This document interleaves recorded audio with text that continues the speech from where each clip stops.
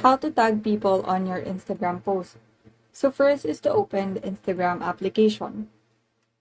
To create a new post, just tap the plus icon found below and then select the photos that you want to upload. So once you're done selecting the photos that you want to upload, tap next. And you can use these tools here to edit your photo. So once you're done editing, tap next again. And then from here, you can see this option, tag people. Select that option.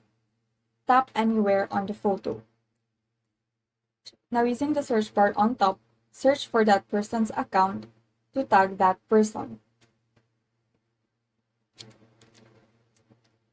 So if there's another person that you want to tag, just do the same thing, tap anywhere on the photo, and then search for that person's username.